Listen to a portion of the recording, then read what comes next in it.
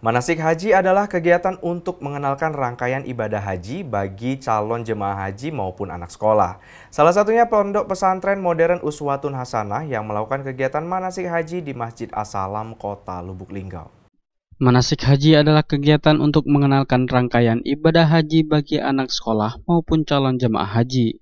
Pada pelaksanaan manasik haji untuk para pemula seperti anak TK dan sekolah dasar, perlu dibimbing dengan simpel dan mudah dipahami. Salah satunya Pondok Pesantren Modern Uswatun Hasanah yang mengadakan kegiatan manasik haji dengan tema menanamkan semangat haji sejak dini menuju generasi Islam.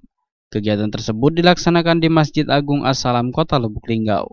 Pimpinan Pondok Pesantren Modern Uswatun Hasanah Ustadz Ahmad Fikri menyampaikan, manasik haji ini salah satunya kita mendidik anak bukan hanya kecerdasan intelektual, tetapi kita juga mengajarkan kecerdasan spiritual. Ini adalah salah satu cara supaya anak lebih mencintai agama dan ibadahnya.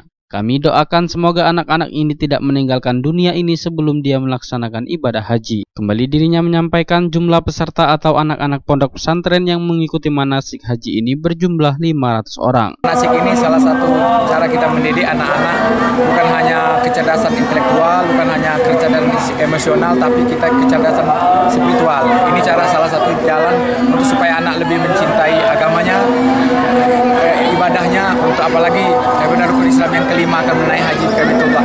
Kami doakan semoga anak-anak ini tidak meninggalkan dunia ini sebelum dia melaksanakan haji dan umroh. Ini lebih kurang 500. lebih kurang 500 Pak ya. Kalau untuk anak laki-laki itu Falwal Barodi, Silampari TV melaporkan.